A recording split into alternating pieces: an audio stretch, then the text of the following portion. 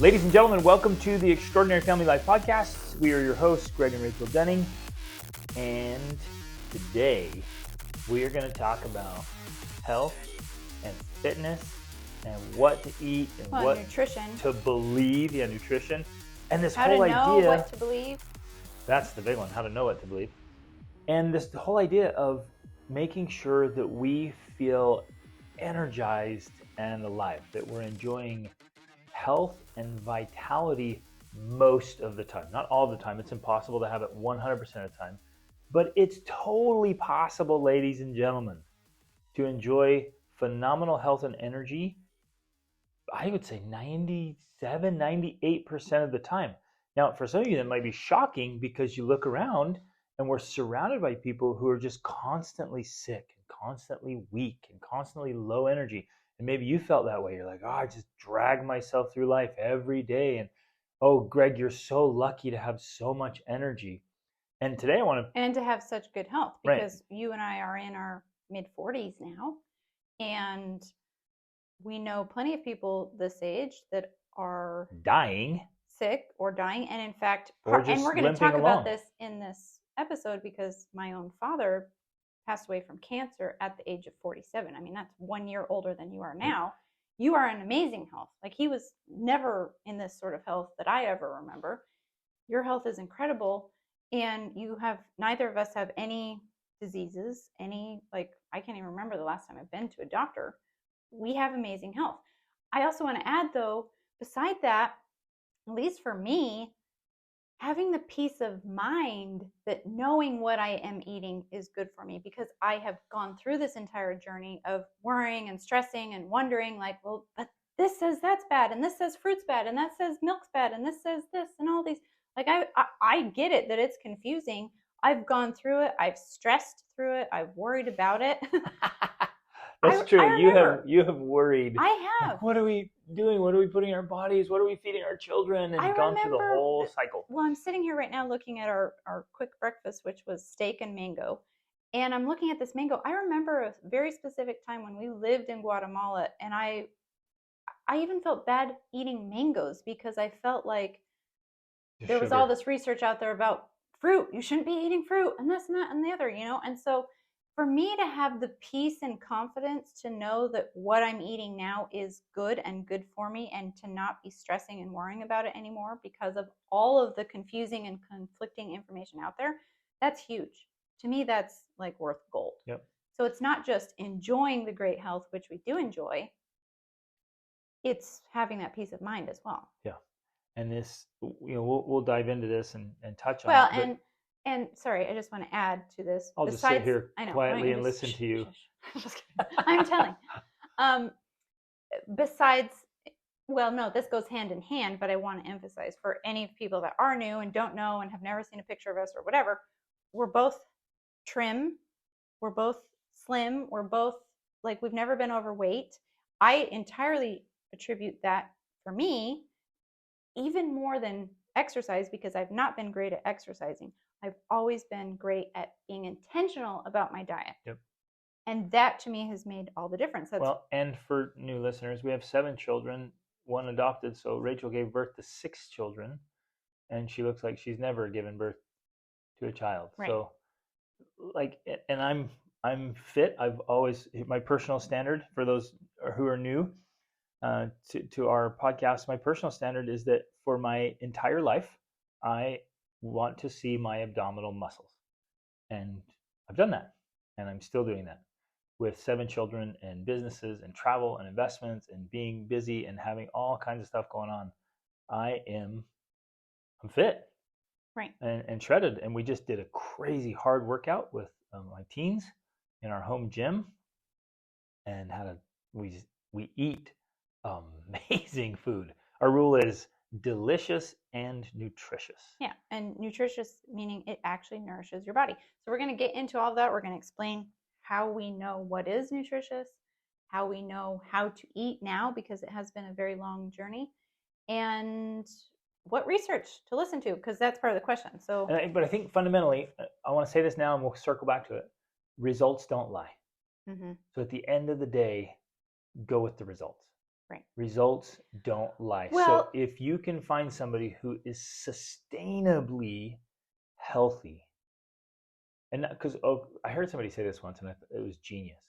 You can be fit and unhealthy, yeah. but you cannot be healthy and unfit, which is really powerful.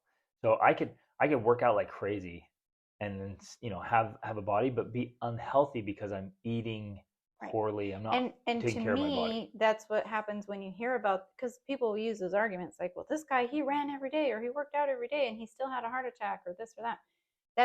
That to me is generally caused by a poor diet. So he's still eating the foods that are unhealthy, seed oils, that kind of stuff, so that he can be fit, but his body's not healthy. Yep. And So so we want holistic health all the way through.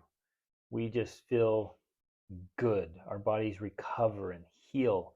In fact, when we're eating very well, because food is medicine, you've probably heard that, but food is our medicine. And when we're eating well, it also keeps our immune systems in a good state. mm-hmm. So we rarely ever get sick. And if we do, we recover quickly. Mm-hmm. And boy, that was abundantly evident in COVID. Those Mm-hmm. who suffered the most from COVID were those who were unhealthy. Which In general, there was a few, obviously there's always outliers. outliers, but we're not talking about outliers. We're talking about the just general masses. Those who suffered the most and died the most were the ones who were, generally speaking, and this was everywhere. This was there was two camps in that whole thing, but on both camps they were saying, yeah, the people who are obese or overweight struggled the most. Right. And I think that this idea of what you said, results don't lie, ties into part of the answer to the question that's being asked, like, how do you know what research to listen to? Part of it comes down to the individuals promoting that research or sharing, because I use the word promoting, but in a way they are promoting, they're believing in and sharing a certain viewpoint. But if the people who are sharing a viewpoint don't have the results I want, meaning they're overweight or they're unhealthy or they have disease, I'm not going to believe them. That to me is one of the deciding factors. I look at the people who have the results I want, and then I believe the things that they are teaching because they have the results. So that is part of the answer. But let me read the whole question first. So, okay. This came from Instagram. I've been listening to your and Greg's Family Life podcast. For context, I know Greg from before. Admittedly, though, I'm probably not your target audience for the podcast because I'm not religious, I'm gay, and I don't have kids. But I wanted to say that I have been enjoying the podcast because the way you discuss social issues, health, etc., helps me understand the other side of the argument. And usually I find that I agree more than I expected. Thank you for that. First of all, I think that's awesome because at least I found in my life that if you get right down to the heart of it, no matter where you are, what you believe in, what you stand, like left or right, gay or not gay, like whatever, fill in all those boxes. We're all human beings, and a lot of us believe in and want the very same things. And so I think this is very powerful and very beautiful. We should be doing that. We should try to be understanding the other camp's side of view, so to say, right? So that we understand that in reality, we're all in the same camp on planet Earth, and we need to learn how to get along instead of find reasons to not get along. And that approach makes all of us more temperate and more wise. Mm-hmm. If we, Rachel alluded to this, that when we were going through our, kind of health journey, trying to figure it out, we weren't afraid to read opposing books. Right. Like milk is deadly. Yeah. I think book. I read one that was like basically called that milk is poison or something like that. And then you read the other side where it's like, no, milk does the body good, right from those commercials. And so we read extensively. We read the research and the books, and we talk to people. And you guys can imagine if you've done any traveling, you realize, okay, wait, let me back up. If you've done any traveling and you talk to people, because there are some who travel and don't talk, but if you travel and you talk to people, you can't help but come across every conceivable type of lifestyle and philosophy. And we started traveling, this was in 2007. it blew our minds. We went out of our little bubble. Bubble. And I would say if you live in one location and you stay predominantly in that location, it is a bubble. It's the form of a bubble. Even if you are in just one country, and even if you travel around or move around, that still represents a type of a bubble. And man, it's really hard to get out of bubbles just in life. But the more you move around and bounce around and expand yourself and get in deep conversations and experiences and live among or with people who believe vastly different things than you do, it just expands your reality. And so, of course, we immediately started coming across every kind of food philosophy Yes. and eating philosophy and life philosophy. From we lived on an organic hippie farm in Costa Rica where like you just ate what grew, like But you everything ate on the farm. kale all the time. I just walked out into the greenhouses and I felt like a rabbit, man. I just walked through greenhouses every morning eating kale and I point that out because and now we would not eat kale. I Like wouldn't we don't touch it. classify that as healthy. And if you've been listening to this podcast for a long time, you actually heard me a couple hundred episodes ago really promoting salads. And greens. And I ate salads every single day. I ate 2 or 3 times a day, and Right. I absolutely loved it. With salad dressing, which we're going to then talk about, because Well, that's one of the but reasons I why made it. salads I are not. made my own salad But we dressing. still made it with, I guess, olive oil, which is Yep. better than seed oils. Yep. And yet still not the best. And it's also funny because I remember when we lived on that farm, when we first moved there, it was so fascinating to us both because the very first thing one of the very first things people would say to you, they would, you would meet all these people, these hippies and other people living there, and they would say, "Oh, hi, how do you eat?" Yeah. That was their question. Yeah. How do you eat? Which, if you think about it on its own, it's just such a strange question. Well, I eat with my mouth. Like, what do you mean? How do I eat? But what they meant is because there were vegans and there were vegetarians and there were raw people that ate, because the lady that ran our farm, she raised and ate her own sheep, right? So she had sheep. It was grass fed. And ducks. And ducks. So she ate meat, but it was all natural. And so there were all these different types of eating going on, right? And we would have these I don't even know if this fits in, but I'll tell it anyways, because one of our favorite stories was we had this friend who was younger, and we invited him over to this community dinner that they would do every single week. This lady had been doing it every single week, and everybody brought these beautiful fresh salads, and I made or like vegan brownies. Right? Raw, I remember I whatever. made these yucca rolls that were made out of just yucca plant, and everybody just thought because not very many of them ate bread. And so I made these yucca rolls that tasted just like bread, and they were like, "Oh my gosh, this is amazing," And so we all had this type of food going on, and we invited this friend, and we're like, "Hey, bring something for the community dinner," And he shows up, and he plops a package of Oreos on the counter, and you could see everybody was just like, "Oh my gosh, how dare you! I can't believe he put Oreos on our sacred altar," And which I actually agree. I'm like, get that crap out of here. Too. But it was so funny. This was the funny thing. Personally, I felt bad for him, and so I let my kids eat some of the Oreos because I felt bad that nobody was going to touch them. But so we've seen it all, we've experienced it all, and tried it. We've experimented with it all. We've got to actually read the rest of her question because so far we just started with her introduction, because they're going to be like, "Why are you going off on all this stuff about food?" Here's why.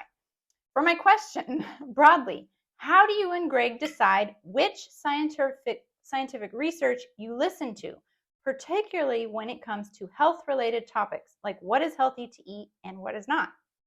It seems that there is a pretty consistent message in science and research to avoid highly processed foods and sugar, but on the finer points with things like seed oils, carnivore, intermittent fasting, coffee, tea, etc., it seems that there's just as much research on the opposite side of things that you and Greg believe. For example, I can find research from all kinds of researchers and scientists and doctors saying that coffee and tea is either neutral or slightly beneficial, while you and Greg believe it is unhealthy. The same for how much vegetables and grains should be included in a diet. And there's a lot of gut biome research saying you should be eating a wide variety of plant fiber. with all the mix of the information, I'm just wondering what your process is for deciding what to listen to. Excellent. So excited. What a great question. Right. So that is partly why we're telling this story, is because we've looked at and read and experienced a lot of different approaches to eating in general. And I'll say in that, this is a challenging question. It's not black and white like some people like to think. Like people become very religious around their food. And they're like, I changed my diet and I will never, ever eat anything let's talk ever. about that for a minute, actually. Let's talk about that. Because one of the things that we have seen in this entire process, and one of the reasons I think people get so hung up on that one of their viewpoints, is because we have observed. I would say it's food fanaticism. It's like religious fanaticism for one particular eating thing, and it comes from this observation. We have observed that people, whatever, we all grow up and we're probably eating what we will refer to as the SAD diet, the standard American diet, something along those lines. Not 100%, but somewhere along there. I grew up eating margarine because at the time my parents believed and were told. We bought tubs, 1 gallon tubs of Crisco and used it on everything. Right. And we ate endless Lucky Charms and Captain Crunch and Fruity Pebbles. Like, I'm surprised I made it into adult life. So, that's how we grew up. And then at some point, well, for me, the journey started when my dad was diagnosed with cancer and then ended up passing away from cancer. But for a lot of people, they will come across some sort of food change, alteration, a new diet, a new approach. They'll come across something. Maybe it's becoming raw, vegetarian, vegan, fill in the blank, vegan. And because... Well, hold up. I want to just really clarify. So they're eating just a standard diet with lots of processed foods, lots of sugars. They're probably having some, at least minor health problems, maybe skin issues, rashes. And they're, probably need to lose some weight or something. The vast majority of the time when you meet people like this, they're like, I wasn't feeling well, and I was getting sick, and I was a little overweight, so I wanted to lose. So they try something, and maybe boom. They go gluten-free, or they go whatever, all the things we mentioned. And as a result, wow, guess what? They see results. The things clear up, they feel better, they have more energy, and so they're like, oh my gosh, this is amazing. It changed my life. This works. And so I am now a raw food advocate forever. Converted to vegetarian or whatever it is. Whatever the thing is. And I think that that's true no matter which one you choose. Whether you go gluten-free or raw or vegan or whatever, pick your thing. You're going to see those health benefits. And so you see them and you think this is the answer. Now, the problem that we believe is that when you stay converted to that forever and you think, well, no, that's it. Like, that's the thing. Even if you personally go through this experience of feeling like you're not nourished and you're lacking things and you're trying to get more and you're having to take all these vitamins. Another thing, we don't take any vitamins. We went through the process of taking vitamins because we thought, well, that's the only way to get all the nutrition you need. You have to take vitamins. Because there was a lack of bioavailable nutrients, which maybe we can get into later. But you're right, people stay converted to that, and they're like, well, we'll just take supplements and we'll make up for it. Because, and when you ask them, we've done this so many times, you're like, well, why are you so convicted with that? Well, it's because when I changed my eating, it changed my body. I'm like, well, of course it did. Mm-hmm. You stopped eating all the garbage. Right. And so I think fundamentally, let's go there, because that's how she starts her question. She's like, okay, it's pretty across the board, like highly processed foods and sugars should be out. And I think all of us can agree that, highly processed foods, just pure sugar, refined sugar. One example. Yeah. Any cold cereal product, just garbage. But let's throw soda in there. I think we can agree that that's not good for your body. So let's do this. And so instead of like arguing like this diet or that diet or this philosophy, let's find some common ground. I think across the board, we can agree. Even if we start getting to a place where it's a little more gray, and you're like, I wouldn't argue. I guess what I want to say is there's stuff that's clearly bad for you, and then we move across the scale to stuff that's not good for you. And I think that I have learned to view, like you said before, it's not black and white. It's not. But there's definitely a scale or a hierarchy, and that's more how I have learned to view it. And everything it falls on that hierarchy somewhere. Yep. So there are things that are definitely at the bottom. Right. Like clearly. I'm sorry, Krispy Kreme donuts, they're pretty close to the bottom. Yep. And then there's things that are and I'm going to put seed oils down there. We'll get into explaining why that is. But, okay. But so and then move across the scale to things. Look at it like a scale. Yeah. It's not like a mango, whatever, is good or bad. It's just on a scale for how it affects your body. And I think that if you really get into it, that scale could change depending on your individual needs. Like your body needs different things at different times, and sometimes the mango is the perfect thing that it needs. Okay, that's true for perhaps where you live or your body type, your age. I think where you live also comes in. I read a book once called Animal Vegetable Miracle that talked all about like the importance of locally sourced foods. Yeah. And the fact that, okay, there's so many things here I don't want to forget, but also, not go on too many tangents. One of the ways I have learned to know what research to trust is things that also line up with things that just make sense to me.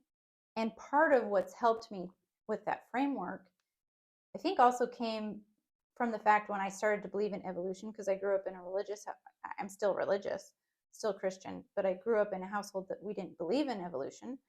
And I had to go through this process of learning, like, no, actually, I do believe in evolution. And you studied that for a long time. But when I learned to believe in that, it kind of opened up my mind to other things, including health and eating. Because when you realize that humans have been eating for a long time, and most of what we have been eating have been things that we found locally in our environment in season.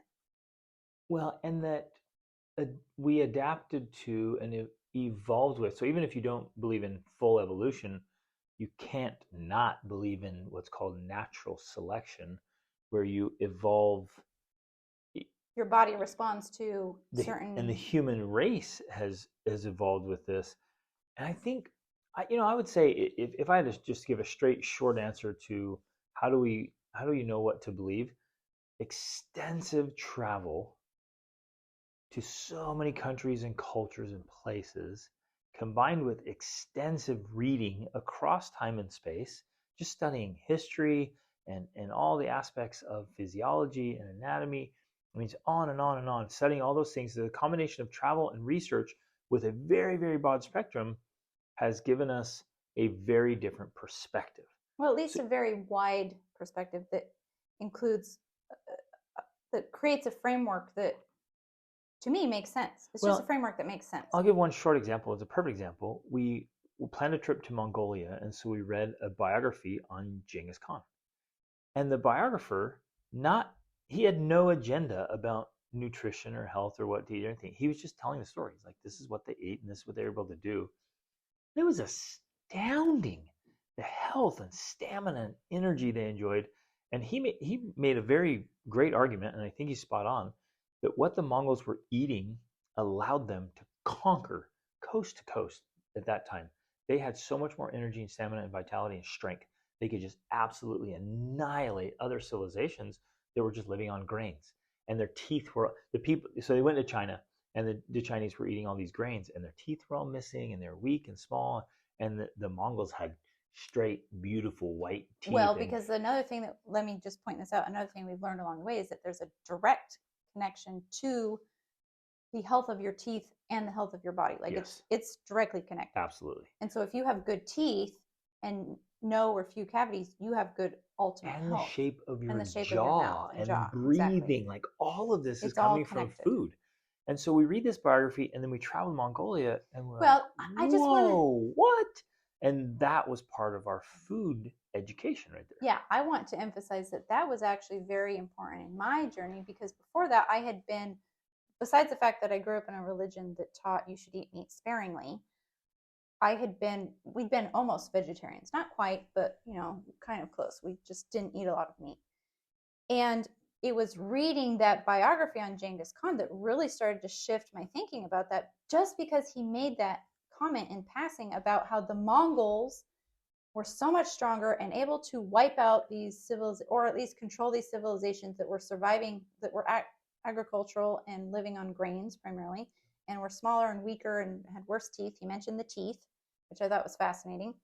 And it was because the Mongols were living on a diet of primarily meat and milk, Yep, and cheese, which and included yogurt. fermented milk, because fermented foods are very important for you. And then any fruits they would gather, And berries, etc. yeah, that'd be the extent. But to this day, like, we're going back to Mongolia this July. You went in 2019. The Mongols still don't eat fruit, vegetables. No. They go and they'll put like carrots or potatoes in their stew that they make, and they're like, yeah, we just throw this in for the tourists because we don't eat vegetables, right?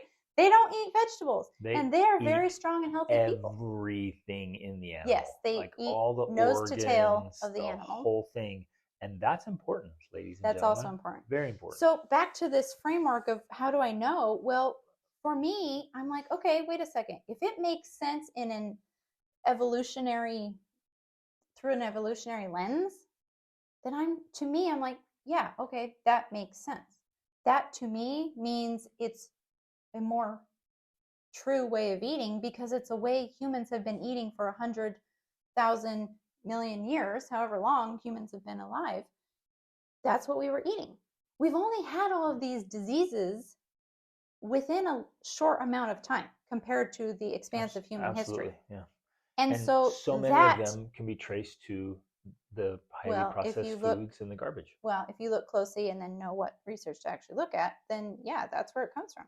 So that's one of the lenses I look through to see if it makes sense. Is this what our ancestors would have eaten? And even Michael Pollan has written a book called, he's written The Omnivore's Dilemma, and he has one called Cooked, about the evolution of cooking food, which he believes was directly, he makes an argument that was directly connected to the evolution of humans as we now know them. That before that, I mean, monkeys, they live on raw food, and they spend all of their day eating and chewing, which is what you have to do. If you live on a raw food diet, and this is true today, you have to spend all of your day eating just to get enough nutrition, because there's more nutrition in one steak than like 27 salads. I mean, I'm just guessing I'm just throwing out a number, but you'd have to eat a lot of salads to get the same amount of nutrition as you get from one steak. And it's important to point out that it's bioavailable, meaning your body can actually digest and use those things. Right. So he talked about that in Cooked, and then he also talked about the Omnivore's Dilemma. But he said, if it was not in your grandmother's kitchen, and I would say go back even further, we shouldn't be eating it.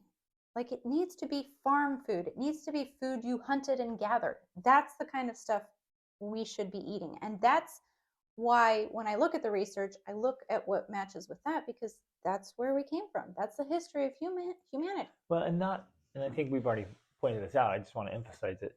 Not just any section of humanity. But I think the Mongol story is a perfect example, where they had so much health and so much strength and so much stamina and vitality. Like, it was obviously better. Right. And so not just this is what our ancestors been eating for 100 years. Like, yeah, but they were short and missing teeth and unhealthy and dying at a young age. Like, there's a big difference. That's a good point, because not every culture in the world has eaten a diet that's necessarily healthy. Like, if you look at, say, the Hindus as an example, they've been vegetarian for a very long time. Yeah. But if you're looking at pure health, they do have more teeth problems, and they're obviously smaller and thinner, and they're not the Mongols, that's for sure, right? This just happened 2 days ago. My daughter ordered this book. She wanted to read about these adventures from this just great adventurer, true stories. It was his autobiography. And I was just looking through these black and white pictures in there. This was from several decades ago. And, we think, we see all these pictures now of like these starving people in Africa and these tribal people. They're just so well, even if you look at the Maasai people, they are very just thin. skinny. It's just like, wow, this is interesting. And I found this little black and white picture in there, and he's with this super remote tribe in Africa. These guys are jacked. And I thought I was looking at a picture of like Navy SEALs that have been working out in the best gym setup ever. And obviously there was no weights, there was no workouts. These guys were just eating and living. And he took a picture of these warriors, and this is the first time I don't ever recall having seen a picture, the old pictures of warriors that looked like this. I mean, these guys, the pectoral muscles in their arms. I mean, they all had six packs. Right? They were all shredded, but I've seen that a lot. They're skinny, but these guys were all muscle.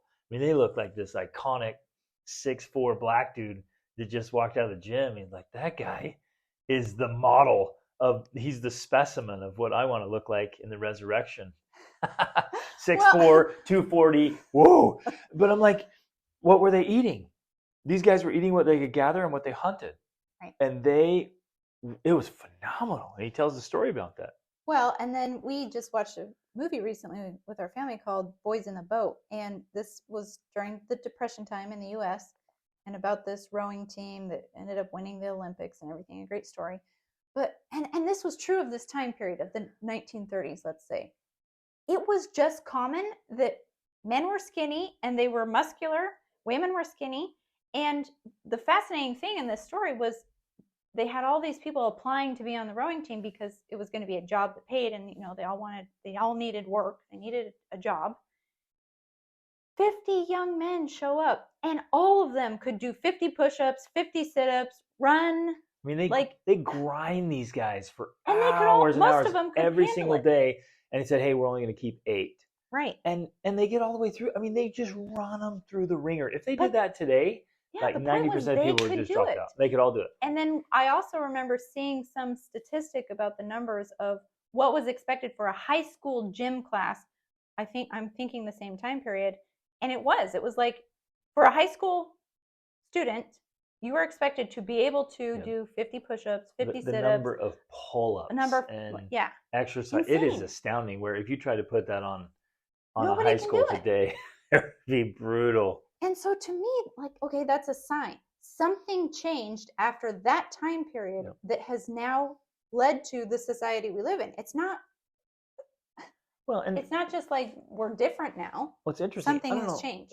This is true for you, Rachel, but when I was a kid, and those of you who are, in your 40s or 50s are going to remember this. When I was a kid, we had liver all the time. We were eating animal organs all the time, and I remember just hating it. But we still, as a kid, we still were eating all the organs. And then, as I got into my teens, it just kind of went away. It stopped. People stopped eating that.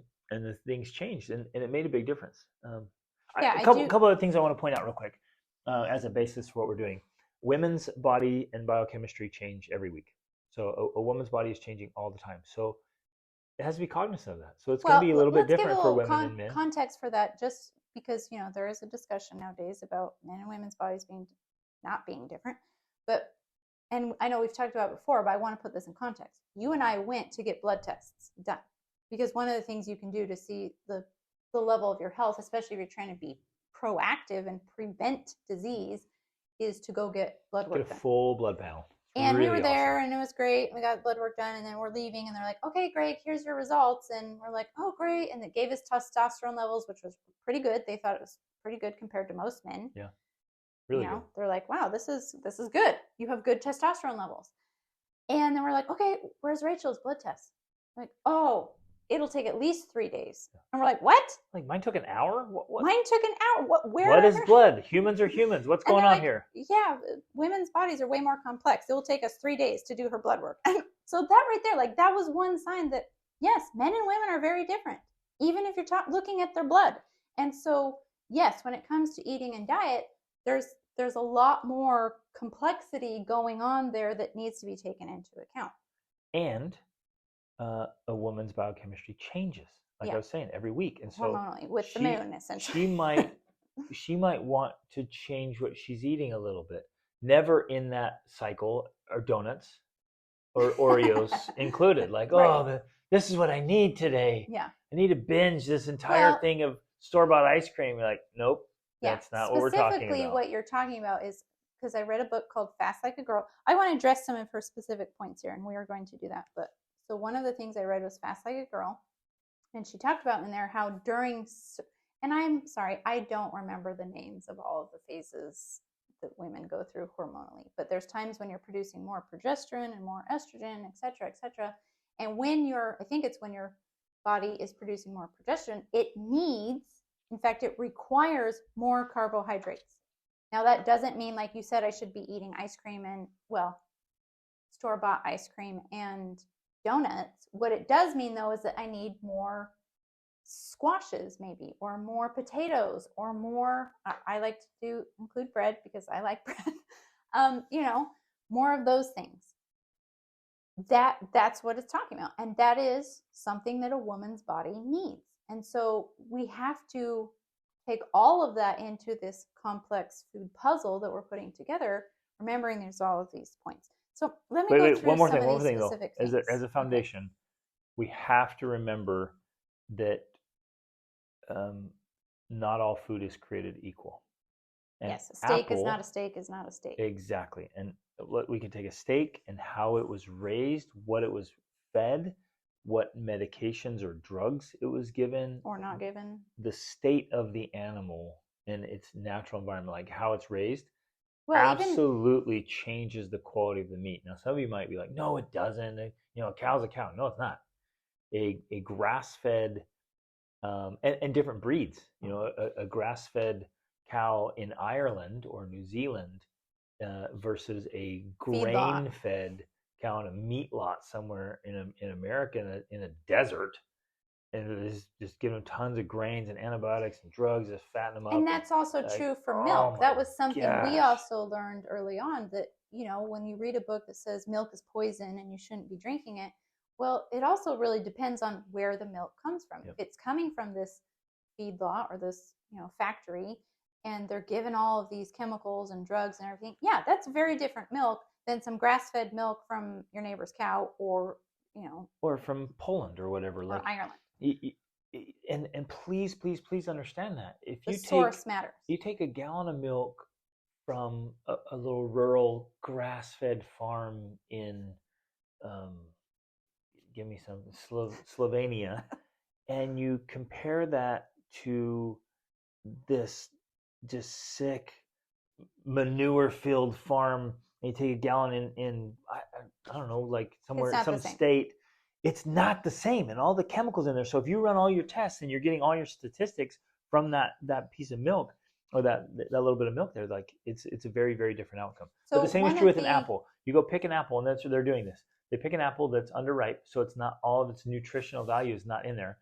They pick it ripe, and they ship it across the world. They spray it with all kinds of stuff. It's been sprayed with all kinds of chemicals to keep bugs off, and fertilizers, and they're putting all kinds of garbage in that thing, and then shipping it early, and then making it perfectly picture perfect, so it sits on a shelf, and you go, oh, I want that apple. Yes. And then you start running tests on it. You're like, that has like almost no nutritional value, as the farmer down the road that feed natural organic I even remember reading something years ago talking about how an apple today does not have the same nutritional value as it did for our great grandparents or whatever. But okay, so another one of these frameworks that answers the question of like, how do you know what to listen to, is I've learned to view it as kind of like a treasure hunt. The same is true for me for eating. Eating healthy food is kind of like a treasure hunt. You really do have to. When I go to the grocery store, it's like I'm on a treasure hunt, because not all the food on the shelf is good for you. That's obvious. And so you have to pick out the things. You have to read the ingredients. You have to go through, and like, you're literally like, there could be two things on the shelf, and on the outside they could look the same, but when you read the ingredients, you realize that one is very different than the other. And this one makes me angry, because they will say the exact same thing. So go to the butter section. This is a perfect example. And you look at this huge section, and they all say butter, delicious butter, natural. They'll say natural butter and all this stuff. Then you turn it around, you look at the ingredients, and one says butter, and you look it over, and it says, yeah, it's pure butter. That's all it is. It's made from cream and salt. The one right next to it that says all natural butter, and has these pictures of cows and grass, and you turn it over, and it's mostly seed oil. Right. And this is true. We've seen this in a lot of different countries, especially countries like Turkey and Egypt. They'll sell things that they say are butter, and this is true in the US, but if you read the ingredients, the first ingredient is like sunflower oil or something like that. So you have to be this detective Some of them looking for legitimately treasure. have no butter in them. But Yeah, they call it butter. no milk or anything. Yeah, no cream. And you have to find the things that are actually healthy, actually good for you. And it is a treasure hunt. It literally is. Now, I used to be overwhelmed and depressed by that because I would go to the grocery store and I felt like there's nothing here I can eat. Leave with an empty cart. Like, nothing here is good for me. But now I've learned, like, no, it's there. You just have to look for it. You just have to, like, it takes longer, it takes more time, but it's paid off. For me, that's made all the difference. Like, that's what I attribute my great health to, is because I wouldn't say never, but rarely, if ever, bought something, is that a word? Bought something without reading the ingredients. Don't buy anything that's bad for you. And then, of course, the other great rule is, like, buy things that are the ingredients. A mango is an ingredient. Milk is an ingredient. Like, that's what you should be eating, the things that are the ingredients, right? Okay. Then I also apply that same sort of strategy to finding out what to actually listen to. And I've learned now to be able to recognize it, and see where the falsehoods lie. But when you begin to get these frameworks in the reference of evolution and what our ancestors ate and people that are actually getting results, you can start to piece things together where you're like, okay, yeah, I think that research is actually accurate because of these things. Besides the fact, okay, here's the other thing I want to tie in before we actually get into addressing very specifically some of these things.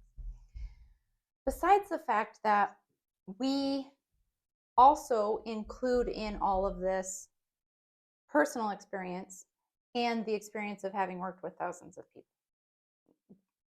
along with the idea of results don't lie. Like, we now have experience to know what actually works and what doesn't. Which is important. Like, I'll have my coaching clients, they'll come to me like, oh man, I'm just tired, I'm overweight, I'm dragging myself to the day, I just need energy. And the guys who follow my formula that I give to them, within weeks, usually it's 4 to 6 weeks, they're coming back to me like, I haven't felt this kind of energy, and I haven't looked this good, felt this good since I was in high school, or since I was a collegiate athlete. Like, this is unbelievable. I didn't know it was possible to feel like this. And you contrast that with the guys that my son was with recently, who were also in their 40s. And my son's just jacked, and he knows how healthy and strong and fit I am. And these guys are sitting there in their 40s like, no, once you pass 40, it's all downhill. You just lose energy and health. You lose strength. And these guys were total defeatists. They're like, there's nothing you can do about it. And of course, they were, overweight or paunchy and unhealthy and all this stuff. And he's sitting there like, no, my dad's tons of energy and strength, and he's jacked. And they're like, nah, your dad's just lying to you. He's just saying that. And these guys just totally bought this age thing. Like, no, once you pass 40, it's all downhill, and you can't have good health or strength or stamina. And my son was like, you guys are full of crap. And your results speak pretty loud. And that's another piece of the puzzle for us as well, because, right, we have 7 children. Our oldest are now, like, they've moved out. They've gone out for periods of time to work, and then they've come back. And they, of their own accord, have said things to us. They are the ones that have brought it up of, like, I just feel so much better when I'm on our diet, when I'm eating our food. Like, that's the thing they mention to me when they come back home, is like, oh my gosh, I just love our food. I love our way of eating. I feel so much better. I'm so much healthier. There's no, like, gut ache, and you feel like you have a brick in your belly. You just feel terrible when you're eating garbage. Right. And they have noticed the differences. Yeah. So they know as well. I have to reemphasize, though, you guys, we eat delicious food. It is phenomenal. Yes. That's so important. Most people think when I say eat healthy, it's like, oh, we're not sitting here eating kale and tofu and, like, choking it down. In fact, we just had people over the other day, and I'm glad you brought this up because I wanted to emphasize this as well. And they said, your food is just so good. Yeah. And we've hosted youth retreats where we had 17 youth stay in our house. And one of the we did it one time, we had 40. Well, yeah. Okay. So we've done it multiple times. But last time, one of the things the youth always rave about to their parents is how good the food is.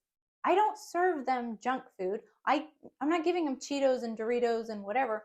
I'm literally making them delicious meals from Whole Foods, that are healthy. and they are raving Yeah. about how Can much we get they the recipe? love it. Oh, this is so We want the amazing. This recipes. is so We good. want to make this, It makes a difference, and people can tell it is noticeably delicious Yep. and Nutritious. and they love it, and it's good for you. Okay, so that being said, let's address specifically. Now that we've introduced the topic. Seriously, yeah. It only took us 45 minutes to introduce the topic. Okay, finer points, things like seed oils, carnivore, intermittent fasting, coffee, and tea. Okay, First of all, pause. seed oils, the very fact that this is, I think, where the confusion is in part of the world, and I think that, not to be a conspiracy theorist or anything like that, but I think that there is perhaps some of this going on. A seed oil is a highly processed food. So in one point, she's saying avoid highly processed foods and sugar, but then things like seed oils are controversial. No, a seed oil is a highly processed food because it's coming from a seed, and it takes. Could you make a seed oil in your kitchen? No. Well, I haven't. Well, you might argue that because coconut oil is good. From Coconut oil is great. everything we've come across, but you couldn't do that in your kitchen either. Okay, I have seen people make coconut true. oil. It's very difficult. Yeah, but it's doable. possible. That's true. The people across from us made it in Costa Rica. Right. So I would say coconut oil is the best, and then some olive oil is okay from everything we've read and seen.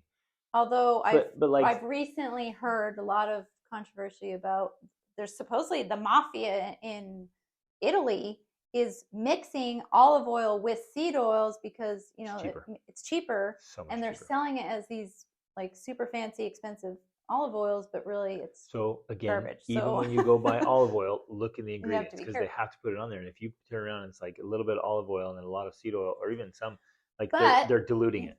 My point is there's a big difference between like canola oil and you're like, well, I'm not eating this, we're just cook with it. No, it's getting in your food. So besides the huge problem that when you start reading ingredients, you realize that some form of seed oil is in nearly every single thing you eat, and we don't. They are putting it everywhere. So if it's in there, we don't. It's a huge industry. So the fact to me that there's controversy about whether or not seed oils are good for you is directly tied to how big of an industry the seed oil industry is, and that it is in everything. Everything. Breads, cookies, crackers, like salad dressings, of course. Coming back to the salad, like that's one reason salads aren't good for you, because especially if you're putting a salad dressing on it, it's just filled with seed oils, and that is literally toxic for you. It's like a toxic sludge now. That's why I call it salad. It's just toxic sludge. So, that's a major problem. But there is a direct connection between seed oils and obesity, heart disease, like all of these things. It's horrible for you. Yeah. Horrible. Even people who are on the opposite camp than I with the whole COVID thing, even they were saying, people who consume a lot of seed oils and COVID. They were struggling. COVID death specifically. COVID death and the intensity or suffering of the symptoms, right? Severity of the symptoms. And so I don't see any. I haven't seen any really solid research that thinks seed oils I've seen it like on, I don't know if it's Mayo Clinic or where they're like, no, heart healthy, it's good for you, canola oil, like it's confused. It could be very confusing, but in my mind, I'm like, no, it's not. Our ancestors were not eating seed oils. Well, and what you left out, because you said coconut oil is the best and olive oil, what you left out as the very best is actually lard and tallow. Yep. The very best thing you could be eating if you want fats are the saturated fats, and butter, of course. Butter's way up there. That we've been told are bad for you, but actually are not. They are good for you. Yep.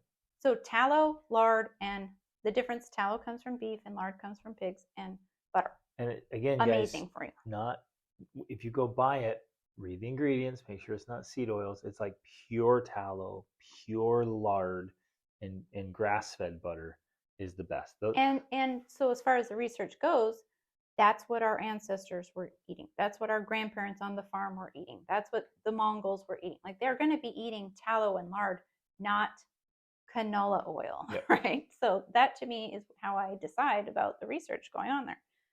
Okay. Carnivore. Wait, hold on. Did you say carnivore next or Oh, intermittent wait. fasting? Carnivore was next, but I Okay. wanted to say something else about the seed oils because when I started my own food journey, it actually started out raw because my dad, he was sick. He got diagnosed with cancer. He went on a raw diet and it did postpone his life by 2 years. So it was very beneficial. That's where I started with. Postpone his death. I'm sorry. Well, it postponed his It life by 2 years. prolonged His life. and Sorry. postponed his Yes. death. Postponed his. Yeah. It was beneficial, but again, the reason why, because before that he'd been eating soda and cookies and crackers and all the sad diet, and so it obviously created a positive health benefit or effect. But when we started our life, I together, Greg and I was reading all of the ingredients, and one of the very first things I cut out was sugar and like high fructose corn syrup, basically. Ooh, yep. Any form of fructose corn, Yes, right? anything with corn syrup. I cut that out. And that was a good strategy. I think that worked well in maintaining our health despite everything else that we were doing. But today, I would say if I was to do that strategy again, and part of the reason I didn't do it for so long is because it's really hard because seed oils are in everything, is I would cut out seed oils. So I went through this time of not buying anything that had high fructose corn syrup or whatever, but I would buy things that had seed oils in it. Now I don't know if I'd switch it, but I would definitely prioritize that. I would eliminate all seed oils, which when you start looking, you will realize is very difficult. But that makes a huge difference. And in fact, to this day, if I had to choose, like just saying, if I had to, I would rather eat sugar than seed oils. Okay, but don't. I know, I'm just saying. I'm just trying to, because I'm trying to put this in context because she's saying, yeah, we can all agree on avoiding highly processed foods and sugar. But I'm saying if I had to choose, I would rather eat sugar than seed oils because I feel like the seed oils are that much more damaging and deadly than sugar is just as deadly. So well, the two of them go together. I think those are just those but are I'm deadly just saying ingredients. I would put it in the scale differently because of how deadly I think they are. Okay. Now on to carnivore. The argument for carnivore is that, and I would say grass-fed beef. Not all beef is equal. Not all meat is equal. So you finding your source makes a huge difference in the quality and the health of it. I agree with that, but I also think that even worst case scenario, like you couldn't get good beef, it would still be better to eat beef than it would be salad. Agreed. And the argument there is that it has bioavailable nutrients, meaning it has the nutrient, it's nutrient dense. And so it's the bioavailability means that your body can easily absorb it and use it way easier than like a salad. You're digesting it and you're getting access to those. So in the greens, are those things available? Yes, they are. But although they are missing certain things. There's things like K12. There's certain nutrients that you can only get from specifically red meat, like K12 or whatever. And yes, while they are in some plants, they're not always bioavailable, meaning your body can't access them. And they're in such small quantities, you'd have to eat so like many a mountain of pounds of this stuff to try to get to it. And that's why you'll see so much vitamin supplementation. Right, because people literally are not getting enough nutrients. Like, where did this vitamin grow? And what plant does this vitamin pill grow on? You're like, this came from a lab. It came from a factory. I'm not putting that in my body. Well, it's also not very bioavailable. And people know this. That's why they say you pee out most of your vitamins that you're taking because it's not bioavailable. Now, darn it, I had a very important point that I now forgot. So keep talking. And then carnivore, eat meat, be happy. That's our thought there. So we eat a lot of grass-fed beef. We prefer beef. We eat a little bit of pork. I don't eat chicken anymore. Well, I like the variety of having chicken, so we'll make chicken soup and we'll make some other chicken dishes.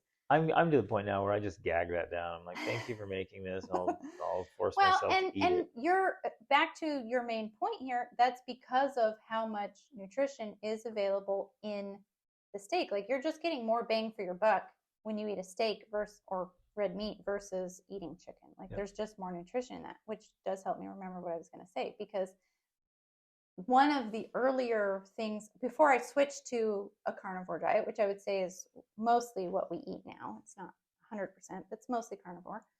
Um, Before that, a lot of the things I did study, which were the Weston Price Foundation, which Mm-hmm. his research is incredible. Yep. He, in the 50s, traveled around the world Yep. studying teeth. He Yep. was a dentist. Oh, that's a great one. So that's Start huge. start there. There's also another book written by a different dentist that is based on his philosophy and approach, but this own dentist experience called The Dental Diet.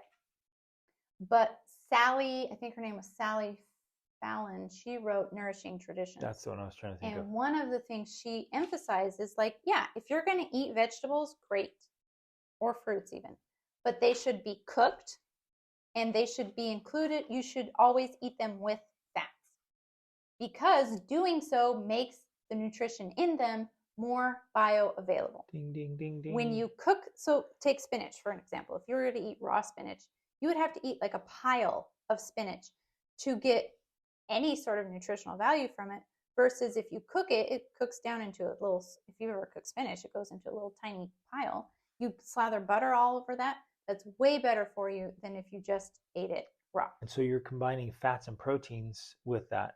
And I want to emphasize this as much as I possibly can. Vast majority of people, maybe even perhaps especially women, are not getting enough good fats and proteins. Yes. And our bodies operate on fats and proteins. Our Your muscles, brain- our brains. Your brain operates primarily on fats. So the more butter, tallow, lard you can get, the more clarity you're going to have, the less brain fog you're going to have. Like it really makes a huge difference for your brain because it uses like what 20% of all the nutrition you take 20 in to goes 30%. to your brain. Yeah. And basically a low fat diet is Well, not good okay, for the body or the brain. a low fat diet is actually directly connected to depression. Yep. Like if you live on a low fat diet, you're going to be experiencing depression. Yeah. So is there anything else we want to say about carnivore? I mean, basically we got converted to carnivore because we realized that there's just more nutrition there. You don't have to eat as much, and you don't have to constantly be eating. Like we can eat a steak and it can sustain us, where if we don't, we can feel the difference. Like there's just a major difference. Maybe it's worth a quick rundown. So we'll eat a late breakfast, often 10, 11, 12 even, and it's steak and eggs. Oh, I do want to talk about eggs. Free range eggs. Again, where the eggs are raised, what kind of eggs they are. Don't get the cheap eggs. Get the healthier eggs. There's more nutritional value in them, and so we eat a lot of eggs. And the argument there is like, yeah, but it raises your cholesterol. And there's different types of cholesterol. In one area, an elevated cholesterol, it's fine. It's not as bad as they ever kind of. It doesn't cause the heart said disease and it everything did. else you're thinking. And a man's body uses cholesterol to produce testosterone while he's sleeping. So one of the reasons that men today, which this is proven, have lower testosterone than their grandfathers did is because of lower cholesterol. Like people are eating less saturated fats, less eggs, and so they have lower cholesterol, so they have less testosterone. Yeah, it's all a big problem. So have some eggs and some meat, and then some fruit, and usually the fruit goes with some kind of cream. Peaches and cream. Yeah, it apples goes and together. So mascarpone. you're getting the fats and the proteins with the fruit, and the fruit is in lower amounts. And there's an excellent book called Why We Get Sick by Benjamin Bickman that you should all read. Talks about insulin resistance and how that works. So again, well, the fact that insulin, I need to emphasize this, the fact that insulin resistance is actually causing more disease than we're thinking high cholesterol is causing. Yeah. Like and we usually associate insulin resistance with diabetes, but the reality is insulin resistance is causing or contributing to all major preventable diseases, not just diabetes. Okay, with obesity, heart disease, stroke, cancer. With that in mind, I guess that's if I could recommend one book, I'm like, just start with this as your basis, it would be that one, Why We Get Sick. Because he's just a researcher. He's just observing. He was just observing, and he started noticing all these things, and he started sharing them, and it came out, and ultimately his research is in that book. That's the foundation, and he backs up everything we were already living and eating this way when I found that book and I read it. I'm like, boom, he just literally confirmed everything we live by.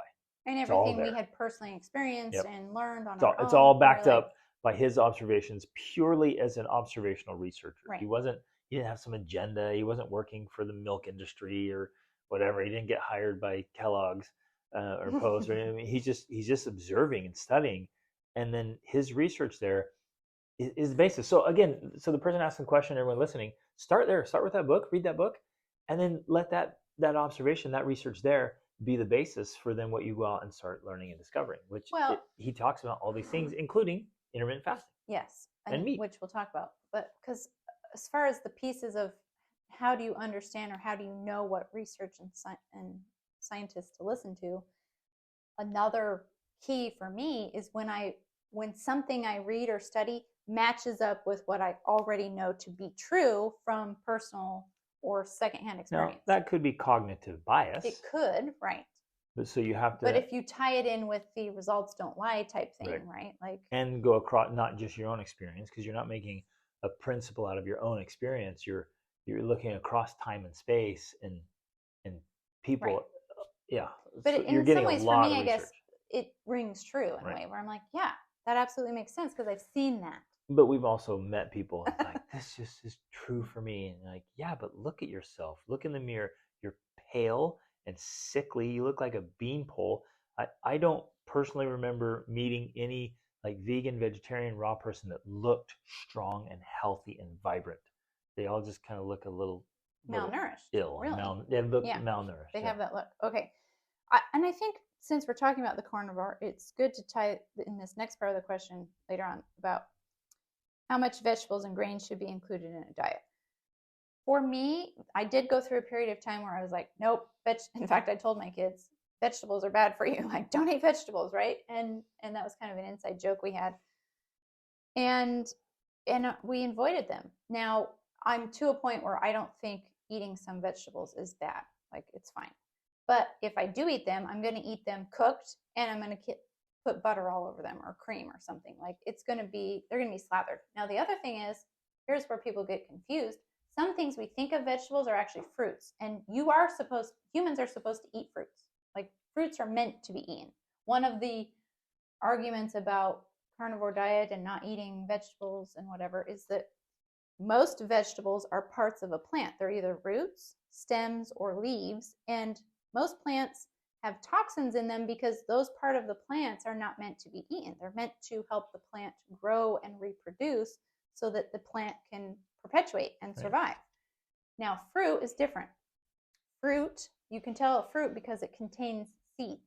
So anything that has seeds inside of it is a fruit, and fruits are meant to be eaten because that's how seeds are spread to propagate plants. Think cucumbers, but zucchini, cucumbers are plants, squash, pumpkins, things like that. All of those things are fruits. So all of those, while you think, oh, those are vegetables, no, those are actually fruits, and so those are meant to be eaten. We eat those in abundance. We eat zucchini, squash, all of that. Now, we will also eat some other, like we're going to have some cauliflower this week because we want to. Because it's empty. No nutritional value. It doesn't have nutritional value, but if you cook it up with cream and cheese, it's pretty good, And so we'll eat that. Now, one of the reasons I can tell... that's once every 6 months, maybe. Yeah, it's been a long time since we had cauliflower. But anyways, one of the ways for me that I can tell that eating more vegetables and grains is not good for me, at least, is how I feel. I can now... like, I just feel it in my body. I'm way more bloated. I feel a little more foggy. Gassy. That to me is a sign that what I'm eating is not agreeing with me. Like, it's absolutely possible to live your entire life without being bloated and like, blah. You don't have to have that. We've gotten... people have gotten so used to that that they just think that's a normal way of existing. They don't even notice it because they get bloated after every meal. And that's not normal. It's all the legumes and the beans and And the and vegetables and toxic things you're eating. besides everything Processed else. food is all garbage. It's making you feel like crap. Right. So if I ever feel like that, I know it's because I've eaten something that doesn't agree with me, and that's usually been bread, grains, or vegetables. That's usually when it happens for me. So that's, a personal experience, but that's where I go with So that. we go very, very low on grains. But I do also believe that there can be some benefit to eating some of those things. And part of the research I have read says that just in a way, like if you think about exercising is the example that they used. Technically, exercising is not quote unquote good for you in that it's causing destruction to your muscles. It's stressing your body. It's stressing your body and causing destruction to your muscles, but done in limited amounts, right? If you just exercised all day long, that would be very bad for you. But if you did it limited amounts, it's good for you because it causes repair, which then builds and strengthens your muscles. The same thing can be true of vegetables. The vegetables stress your body. That's one This argument. is the one theory that's presented. The vegetable stresses your body and presents toxins and stuff, which then can help strengthen your body because it's been exposed to those certain toxins and stuff. But that's only if it's done in limited amounts, not if you're eating raw food 24/7. Well, you can't eat 24/7, but if that's all you're eating, then you're literally causing ongoing damage to your body, just like if you were to work out all the time. Okay. Intermittent fasting. I haven't heard many good arguments against intermittent fasting. I've heard people say that women may not need to fast as much, again, because their biochemistry is so complex. And even in Fast Like a Girl, she says there's times when you should not fast for women. But overall, the idea of intermittent fasting is that you don't eat any food after dinner and then eat a late breakfast. So you're trying to go 16 hours without food and eat during an 8-hour window. And again, those are just targets. It's not, you don't and have to I be would even like for me, that's not the foundation of intermittent fasting. The way I best understand it is that, going back to my foundational viewpoint here, if we look at our ancestors, including our own grandparents and great grandparents, and then all the way back into human history, humans always had periods of time when they went without food. That was just normal. Like whether you worked on a farm or you were a hunter-gatherer, you had period of time when you were fasting. And it's okay to be hungry. Well, not just that it's okay, but that's how the body has evolved to operate. The fact that we now can have food 24/7, we have ongoing access. In fact, many of us don't even know what it's like to be hungry because our stomachs have never been empty that long. That's not normal. And that is contributing to disease, because one of the things that happens during intermittent fasting is called autophagy, where your body, because it's not focusing on digesting food, it now has the time and energy to go and destroy toxic cells in your body, which are preventing diseases. So your body needs that time. It needs fasting. It's phenomenal. It's what our ancestors have been used to. Humans have evolved to do that. They have evolved to operate best when there are periods of fasting, at least, well, it should be every day, but at least every few days, there's a period where you don't have food.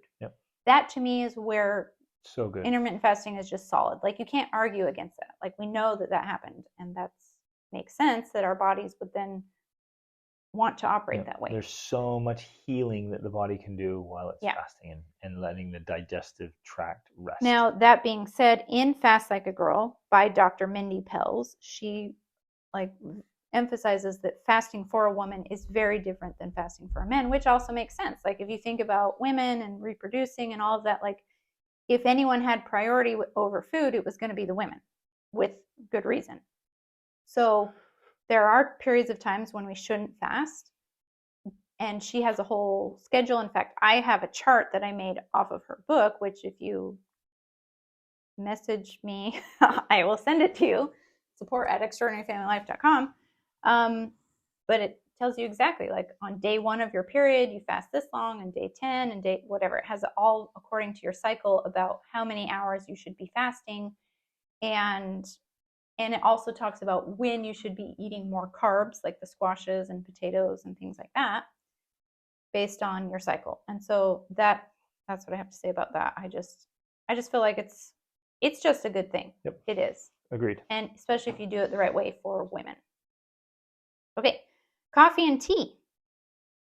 Some are saying it's neutral or slightly beneficial. I've read all of that. Same. Well, we believe it's unhealthy. Now, I actually don't believe all forms of tea are unhealthy. I think black tea is questionable. Green tea is actually, fairly healthy. But same from what I've come across and read, the green tea seems to be it has more antioxidants. Neutral or good. The black tea, what I've read, the black tea and the coffee are the trouble because of the toxins and the caffeine. Well, for me, part of my viewpoint on this changed along with me learning about the carnivore and this viewpoint on vegetables and different parts of the plants. Because in a lot of ways, if you think about it, what is tea? It's leaves. And coffee it's seeds, right? Same with chocolate, actually, although I still like chocolate. But technically, those are just different parts of the plants which do have toxins in them. So I don't know. I mean, I'm still at the viewpoint that, yeah, if you wanted to drink coffee or tea once in a while, that's fine. But I don't think it's healthy to drink it every single day. And in fact, when I switch, sorry, I'm still talking. I should stop trying to talk. I know you should, especially when we're talking about one of my favorite topics, which is nutrition. When I started the carnivore diet, before that, I previously was drinking herbal tea every single morning. And when I switched to carnivore, I thought, oh, well, herbal tea it's made from leaves. So I'm going to cut that out. And I have noticed now, if I do drink herbal tea, it does make me bloated and more gassy. So I don't know. I mean, that's just another thing to me but I also believe that, at times leaves and different parts of the plants are meant to be, say, medicinal. And maybe that's true of coffee or whatever. Like there can be medicinal purposes for them, but medicine isn't something you're meant to take every single day either, right? So Agreed. If there are medicinal values to different plants and different parts of the plants, great, let's use it for that. But that doesn't mean I should have it every single day. So for us, that's kind of where we come back to on it. Like, okay, great. If you want to have it once in a while, fine. But it's meant to be more of a treat than part of a staple of your diet. Right. The big one for me with coffee is the caffeine. And again, look at results. The results don't lie. I don't want anything in my body that weakens my control. Or that you become dependent on. Or makes me dependent or addicted. And the vast majority of people that I know that drink coffee, they become dependent. Right. They're addicts, man. And they're like, oh, I need my coffee. I can't get going. Same with drinking wine or whatever. And alcohol obviously weakens your control. And alcohol's, again, it's not good for your brain or your body. So I guess fundamentally I'm going to say, if it's not, and I'm further on the scale. It's like, if it's not good for you, if it's only neutral, then I'm probably going to skip it. If I'm going to fuel my body, which I view my body as a vehicle to experience life, and if I'm going to fuel my vehicle, I'm going to put good stuff in there because I have a choice. And so not only am I not going to go to the bad side, I'm going to even stay away from neutral for the most part and just put good things in my body. And I don't want to weaken my control or make myself dependent or addicted. And so I'm going to avoid the caffeine, because if I can keep caffeine out of my body, then my body naturally produces energy. But if I supply external energy, then my body's like, I don't have to create the energy because it's going to be given to me. Well, Greg, why don't you just become a sun gazer and then, and stop being addicted to food? Oh, I should just. That was one of the things we came across in our years of traveling. Food is just an addiction. There are some people out here, and I get what they're saying, that food's an addiction and we can get all the nutrition we need by gazing at the sun. We've never tried that. That's one thing we have not tried. So I will steer clear of coffee. The one main positive argument I heard for coffee, ironically, comes from a gentleman who has a very popular coffee brand. So I wonder if there's a conflict of interest there. Potentially, yeah. Well, and it's bulletproof coffee, and he actually has an approach that I use every single day he talks about adding butter to coffee, which is brilliant, adding butter to a drink. So I make a drink in the morning. We call it tea in our family, even though it's not really tea. It used to have my herbal tea in until I stopped doing that. But I drink this almost every morning. It's hot water. I fill my cup 1/2 to 1/3 full. Then I put in a spoonful of butter, depending on how hungry I feel. It might be more or less. And I put in, if I'm fasting, I don't put in any honey. But if I'm not fasting, then I put in a small scoop of honey, like a teaspoon. And then I add cream and milk. Unless I'm fasting, then I only add cream. It can get complicated here, people. But anyways, you're hilarious I because know. you're still doing butter and cream, but you're like, I'm fasting. Well, because butter doesn't technically break your fast. It has no like metabolic effect on. Well, I'm sorry, the cream doesn't. Okay. And I think the butter too. You have to look it up to be sure. But I will add the butter and the cream if I'm trying to not break my intermittent fasting. Yeah. Anyways, but that fuels me and that fuels my brain. And it's super healthy for you. But yeah, that's his big thing, comes from the butterproof coffee, which has the butter added to it. Yeah. And sorry. Butterproof. And he got the idea from the Himalayas because the porters and the Nepalese people that live there, they add yak butter to their drinks, whatever they drink, their hot drinks. Again, you're getting the fats. It's awesome. And that's one of the ways they fuel their body and have stamina and energy is with that. Okay. I think that's it. I think we hit it. We covered it. Woo! Okay. So yes. Health is everything. Energy and vitality is everything. I want to be just ripped and shredded and fit and strong my entire life. I will be looking good and feeling good into my 70s and 80s and 90s. Well, and we want to live a long life. And I think that that's also important because our children were recently talking about how they were out knocking doors doing sales in Florida. And our sons met a lot of people who are just like, I'm ready to die. I'm 60 or 70 and I want to die. Or people have told them, like, I don't want to live past 70. And I think the reason why is because if you imagine your life filled with disease and suffering and no energy, well, yeah, who would want to keep living? No kidding. But the way we feel and the way we plan on continuing to feel, we want to live a long life. We want to do lots of things and contribute and like make a difference in the world. And I believe it's possible as long as you fuel your body with the things it needs and allow it to do its job to, I mean, we didn't even get into the stuff about aging. Like, there's research out there saying that we don't understand why people age. There's really not a reason to age. And yet it happens, and I think that happens because of the toxins that we're exposing our body to. If we can eliminate and reduce that, we're just going to, have more longevity and more vitality. So that's the goal. It's worth every effort to wake up the vast majority of mornings and feel awake, energized, and alive. Have energy and vitality, to feel good. Because just think about it. If you take energy, more vitality, clarity of mind and body into everything you do, from sleep to sex to having fun to working to making decisions, like the condition of your body is literally affecting everything you do. And so some of the outcomes in your life just simply might be because your vehicle is just not optimized and it's not feeling good. And in fact, many of the things you're doing, because our bodies are our billboards. You're a walking, talking billboard. And your body is your business card. And people are assessing the condition of your body. And it's affecting everything you do. So it's worth all the effort to make sure our bodies are in peak condition most of the time. Love you guys. Thanks for listening. If you want more tools and strategies, help to implement all this stuff, Rachel has her 28-day challenge she's doing, mostly for moms. And then I have the Be the Man Masterclass and Tribe. And we dive deep into all this stuff and I've been optimizing our life. Sharing recipes with the 28-day challenge because they've been asking, what? Share your recipes. So we're starting to do that. Love it. Okay, thanks guys. Thanks for listening. Reach upward.